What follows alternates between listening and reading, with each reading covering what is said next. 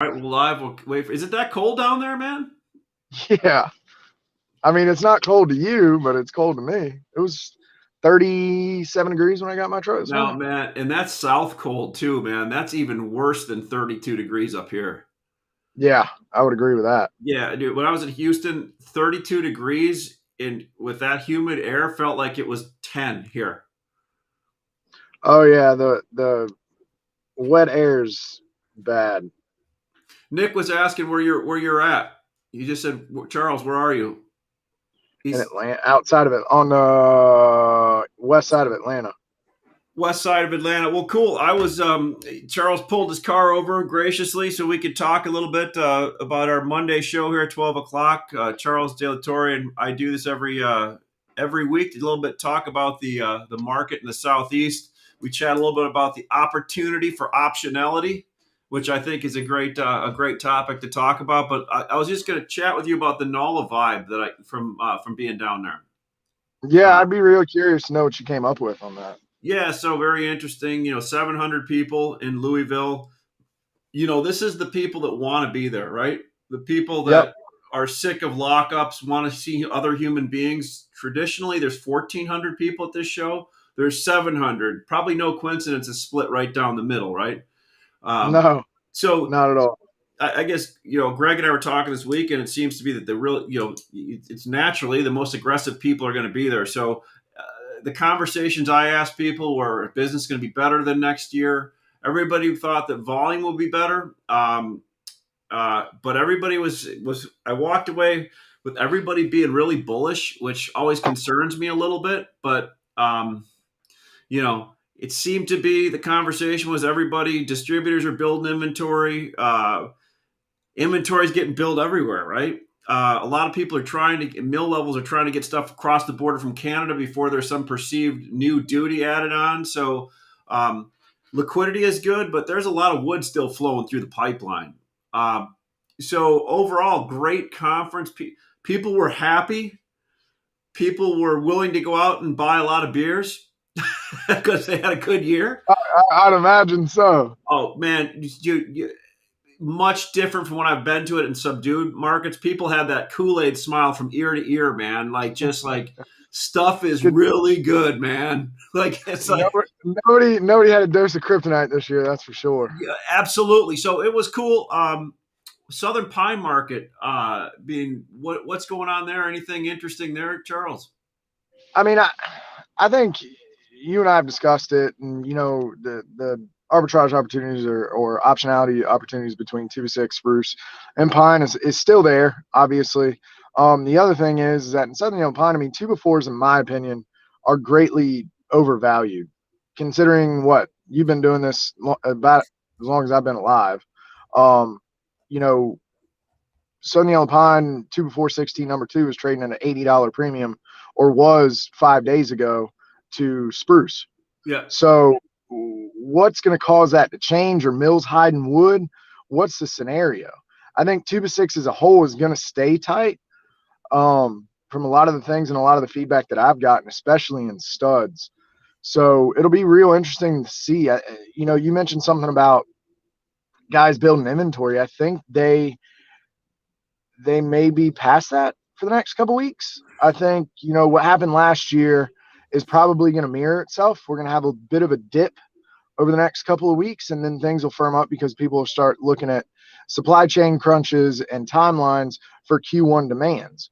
So then things will firm back up and level out and maybe pop a little bit depending on the items. The one key takeaway is the lethargic OSB market. It's I mean, crazy. it hasn't moved up, down, sideways in a month and a half. Yeah. And everybody on the middle level is ecstatic because, I mean, at these numbers, they're still extremely profitable. But for anybody that's buying for jobs or back to back and are trying to sell off contracts, it makes it extremely difficult to be active in that market without some sort of volatility outside of relationships.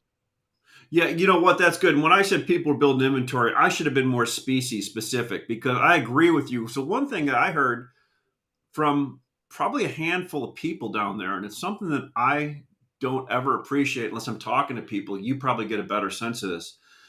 Some of the treaters and people that sold program wood last year to some of these big home centers don't want to get caught in the same situation they were where they were short inventory. So I think they readjusted some of those contracts. That makes sense. A lot of people were saying, "Hey, we got off sides with our contracts a lot last year, and we were kind of held to having to ship some of these. Some did, some didn't."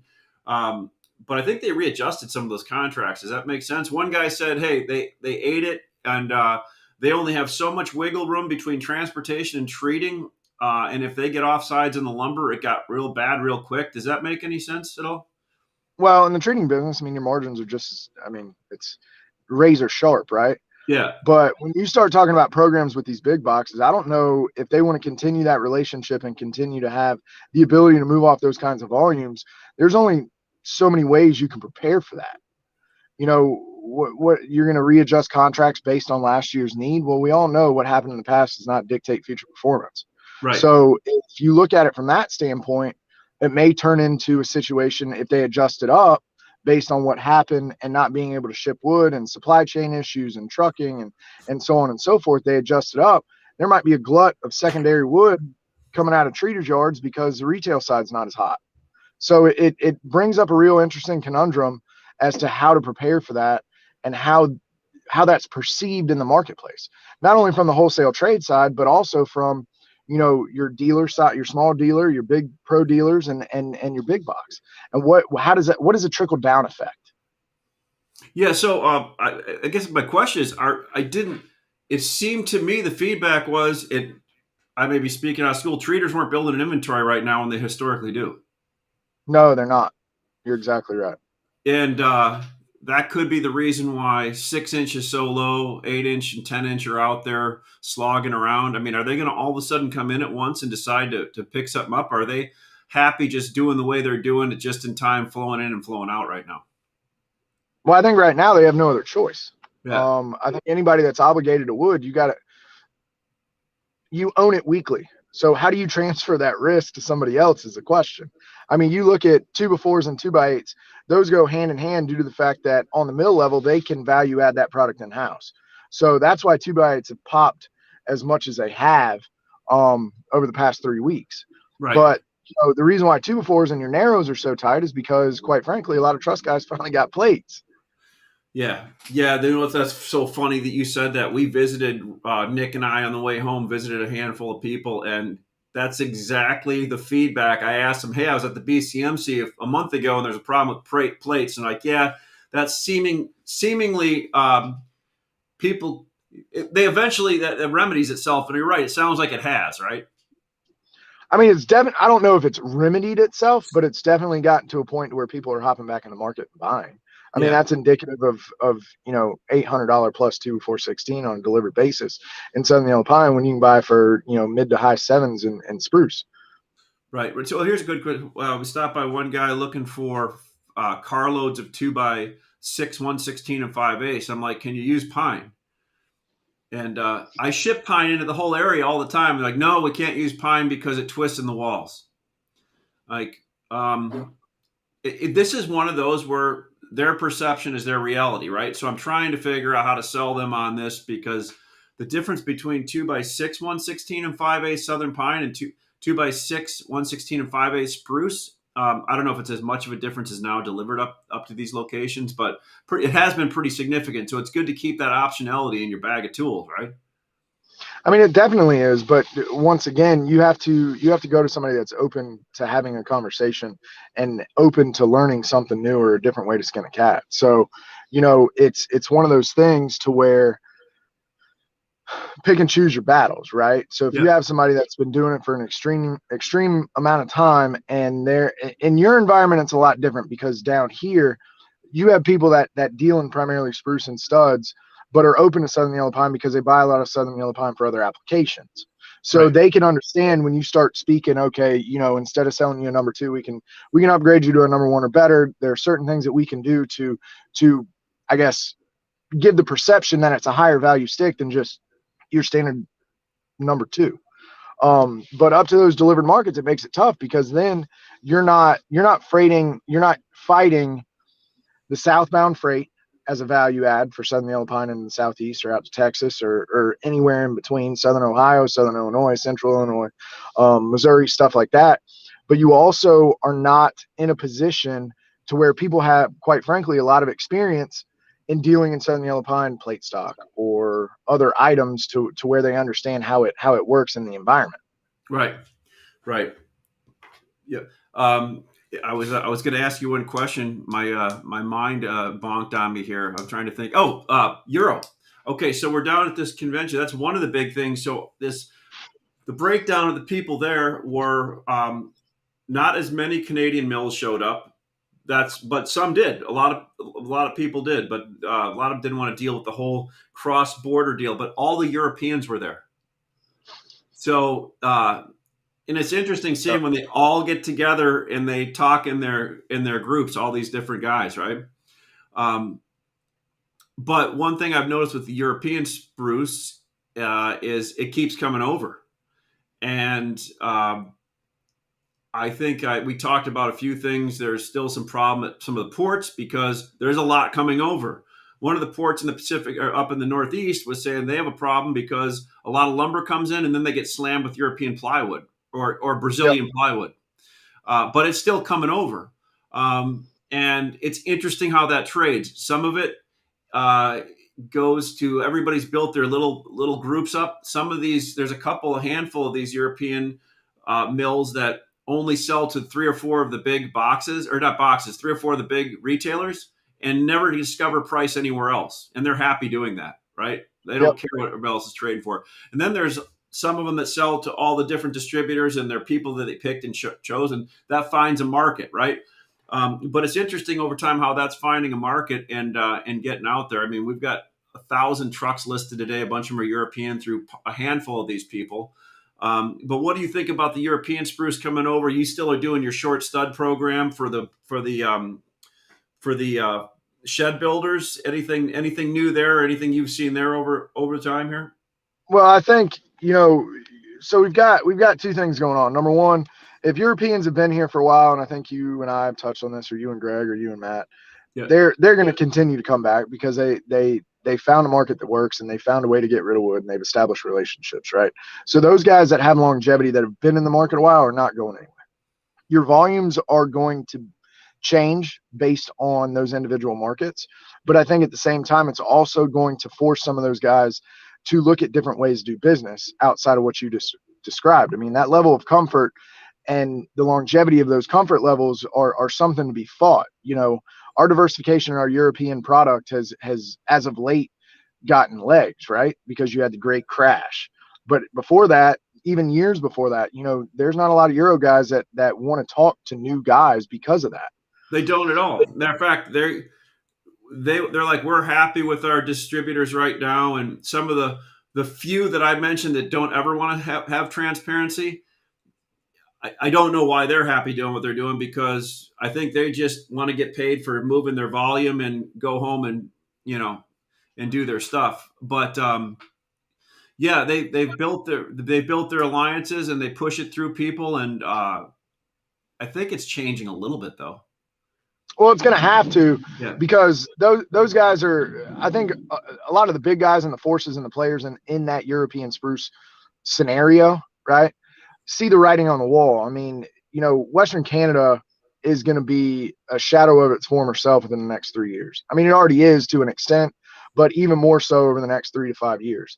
So if that gives them the ability to come in and secure markets and make markets and create finished good that primarily was dominated by a Canadian stick, why wouldn't they do that? Especially if they're already doing it, you can adjust your import volumes based on what your demand is and establish new relationships in some niche products. And that's really where we've had our success in developing those new relationships. Yeah, and you're right in the breadbasket right down there where you sit in that perfect spot where you get it from all the different ports, right? So you get a good look at all that stuff and you create one hell of a nice product out of it. With that said, too, European OSB has been coming over. That's showing up in the Northeast and the South, right? Yeah, I got offered some out of Tampa the other day, but I don't know what my comfort level is, and based on our customer base, what their comfort level is on that. I mean, it's one thing for a dimensional stick that's audited by TP or WCLIB or whoever to come over here, which both of those agencies already do some North American stock. So it's kind of hand in the glove. When you start getting into engineered products and you have, just like some people won't use a Tico stamp plywood from South America. Yeah. So it just depends on what the appetite is. And I think that European OSB has still got a ways to go before it really garners a large market share. Well, But it is stamped though, right? For the most part. it is. It is a stamp product, but I'm not too familiar with it because once again, our customer base has an appetite for domestic product, not Yeah, not we'll European product. we'll have to get a better thought of that. One other thing, you and I went back and forth this weekend with a few people. Um, what's up with this Brazilian? I don't even know, it's 2x4 non-grade stamped, but has sheets of paper with it coming into these ports now. Like I mean, I mean so that's been coming over for a while, but a majority of it was fence pickets and pallet parts, yeah, so I didn't right? know that. It makes sense with all the plantation pine they have down there, but why don't they just put an HT stamp on it or stamp it? I mean, I don't know because I've dealt with some of those guys direct and asked the same question, and as soon as you start asking some of these technical questions, it kind of goes to the wayside. Now, granted, they have to have and meet that import requirement as far as moisture and insects and so on and so forth. sure, But otherwise just be, they can't unload the vessel. that's exactly right. But at that point, say you have an end user that demands some sort of documentation on a stick or a unit or something, and that transparency in the supply chain is not there, so it makes it very difficult for people such as ourselves to actually utilize that material. Right. Right. Because I mean, Gotcha. I've gone as far as talk to some of the agencies and asked them, and they said basically if it doesn't come over, and once again, things may have changed, but 2.5, 3 years ago, if it came in with the documentation, the photosanitary documentation, they could unload the vessel. But in order for it to qualify for a heat treated product on an industrial application, you would have to reheat treat that product and then stamp it with your own stamp. Okay. So why doesn't somebody fly down to Brazil in those areas and put in a mill and start making Southern Yellow Pine 2 and better down there and bringing it over? Well, I think HS is about to do that. They're about to spend like $250 million. Are they really? What? Yeah, in South America. So they're gonna throw a mill in and start bringing your Southern Yellow Pine 2 and better over. Yep. I don't know That's if it's going to be grade stamp. I just know I read somewhere they were building a mill, so think and about that's some pretty reliable firsthand knowledge. what you could do is if you had something like that coming over and they're bringing sticks, get certified and have some MSR machines and other thing and regrade it here, and that product looks like a beautiful stick. I mean, it's gorgeous stuff. I mean, a lot of that stuff's used for turning blanks and cabinets and really nice applications. But what I've learned from the Brazilians is that they want a lot of money for their product. They're really proud of it, and it makes it really difficult to put in a supply chain based on that because of the lack of flexibility. Yeah, or it's getting turned, it's getting turned into plywood, more of a high end product, right? That's exactly right. Right. Yeah, no doubt. So what's Charles's day and week look like this week? Last full week of the month. I mean, it's crazy. The plant's wide open. We've got final inspection. I'm actually going to final inspection tomorrow on one of our new trim lines. We'll have the fourth one in second week of January. So that'll be up and running the week of 11/22. We got a lot of wood to ship, a lot of wood ready at the mill, a lot of wood ready at the plant. So I mean, it's all hands on deck. Try to get it all accomplished. What are those lines? You were busier a one arm paper hanger last week trying to get those lines up. How much more efficiency does that create, and volumetrically, what does that do for you? Volumetrically, I mean, once we get it all set up and some of the material handling stuff in place, I mean, we should be cutting anywhere from 550 to 600,000 board foot a week. Dude, you're a difference maker, man, down there. You're like you're scaling. Well, I mean, go big or go home, right? Yeah, well, I mean, I think you're up in you're gonna be with you're gonna be a force to be reckoned with. I mean, you've got some great, you and I've just talked. You got some great stuff coming forward, man. I think people should keep an eye out for you because if you get in with somebody like yourself early, you could provide some great just what you can provide people over a long period of time is something that people should understand and realize. I mean, these relationships last a long time, and it's always good to get into with somebody as they're scaling this way, right? I mean, some of your best friends are the ones you've known forever through the good and bad times, right? Not just want to That, jump on when you're famous. that's exactly right. Yeah. So if you want to reach Charles, best way to get a hold of you, Charles. I don't know if somebody could throw your email up, but go ahead and what's the best way to get a hold of you? C Delatorre at ifpwood.com. There it is. It's up on the bottom. C Delatorre at ifpwood.com. And Charles has been a good supporter of Materials Exchange. We do a lot of chatting back and forth. So mxlumber.com. There's over 1,000 items listed up for sale across the United States today.